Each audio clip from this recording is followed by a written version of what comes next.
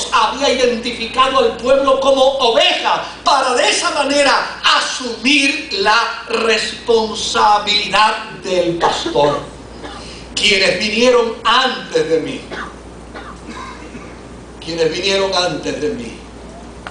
eran ladrones, eran salteadores, porque ninguno de ellos entendió cuál es la verdadera relación que Dios tiene en su función con el hombre. Y la verdadera relación que Dios tiene en función con el hombre es la relación de un pastor. Por eso David, cuando habla de su relación con Dios, dice: Él es mi pastor. No hay otra forma de podernos entender frente a Dios. No hay otra manera de podernos comprender frente a Dios. Nosotros, como dice el salmista, somos las ovejas de su prado y Él es nuestro pastor. Ahora bien, ¿cuál es la finalidad? ¿Cuál es el propósito? ¿Cuál es la intención? Jesús conocía muy bien y comparaba muy bien las ovejas de Judea, de la Palestina, con las ovejas de Jerusalén. Él conocía muy bien. En la metáfora, él sabía muy bien cómo ha de sentirse una oveja teniendo a un pastor que es ladrón. ¿Cómo ha de sentirse una oveja teniendo a un pastor que poco le importa a las ovejas? ¿Cómo ha de sentirse una oveja cuyo pastor es capaz de venderlas en el mercado negro? ¿Cómo ha de sentirse una oveja de la Palestina que llana y sencillamente posee a un pastor sin pasión, a un pastor sin metas, a un pastor sin sueños, a un pastor sin anhelos, versus al pastor de Judea, y en este caso con el que él se identifica, para con ello demarcar que la diferencia de él como pastor, contraria a los pastores de Jerusalén, es que él está dispuesto a dar su vida por las ovejas. ¿Se acuerda que lo que estremeció a Saúl y lo que estremeció a sus generales en la entrevista que tuvieron con el muchacho David no fue el hecho de que él pudiera manifestar habilidades y destrezas? Por el contrario, en cuanto a habilidades y destrezas se colgó, porque cuando le pusieron todos los aparatos bélicos y cuando le pusieron todo el atuendo militar para enfrentarse al Goliat, él tuvo que decir y admitir: perdonen, quítenme todo esto, porque yo no estoy acostumbrado a pelear de esta forma, porque yo no he practicado pelear ni guerrear con este tipo de indumentaria.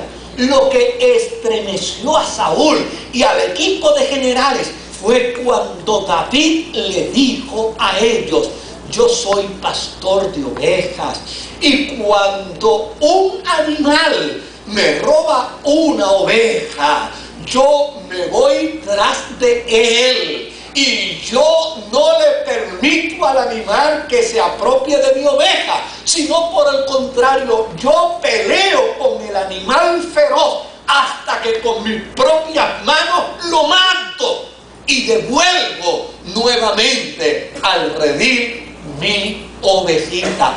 Eso fue lo que estremeció a Saúl y a su equipo de generales. Saber que allí había un hombre que conocía el sentido y la responsabilidad de la vida pastoril. Porque cuando el hombre cristiano entiende y sabe que Jesucristo es buen pastor, y como buen pastor ha demostrado su disposición para dar la vida por las ovejas, el sentido de seguridad que esa oveja tiene es extraordinariamente alto.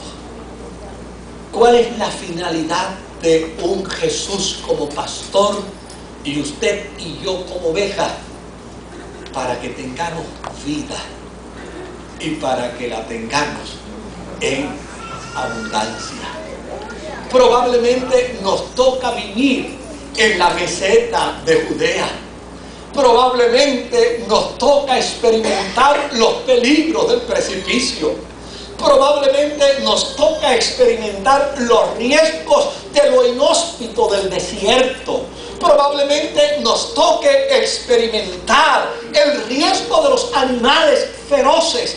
Probablemente nos toque vivir y experimentar el riesgo de la misma naturaleza salvaje ante precisamente la fragilidad de nuestra vida como oveja. Pero lo que nos hace vivir una vida abundante es saber que el que nos pastorea es aquel que estuvo dispuesto a morir por nosotros y a entregar su vida, y como resultado de ello declararnos vencedores por medio del poder de su resurrección.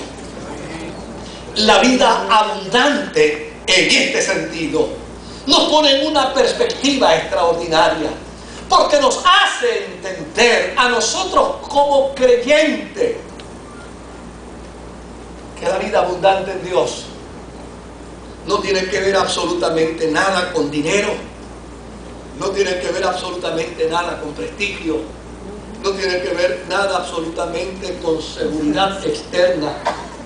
Nuestra vida abundante tiene que ver con la certeza y con la seguridad de que Dios se hace presente en nosotros. Y aunque la vida no sea una melodía de dos tonos menores, aunque la vida no sea una melodía de tonos grisáceos y de tonos graves, aunque la melodía parezca ser engorrosa, lo que nos hace sentirnos felices y contentos a las ovejas del Señor es la seguridad de que el pastor está presente. Ahora, cuando Jesús terminó de hacer la alegoría, dice Juan que dio la impresión como si nadie lo hubiera entendido. Y como nadie le entendió, entonces él quiso volver de nuevo a repasar la alegoría. Y cuando la repasó, entonces lo hizo con una afirmación: de cierto, os digo. Como queriendo decir con ello, lo que voy a decirle a ustedes ahora es la pura verdad. Yo soy la puerta de las ovejas. Todos los que antes de mí vinieron ladrones son y salteadores, pero no los oyeron las ovejas. Yo soy la puerta. El que por mí entrare será salvo, y entrará y saldrá y hallará pastos. Oiga bien, cuando la noche caía y el pastor de Judea no llegaba al corral comunal, a ese que le hablé, donde entraban las ovejas de Pedro, de Antonio, de Juan, de Felipe, de Tomás, es ese corral comunal. Cuando el pastor, por las inclemencias del tiempo, por las circunstancias adversas en el camino, no podía llegar hasta el corral, entonces ese pastor se iba al valle, y allí en el valle él recogía las ovejas y las ubicaba en una posición.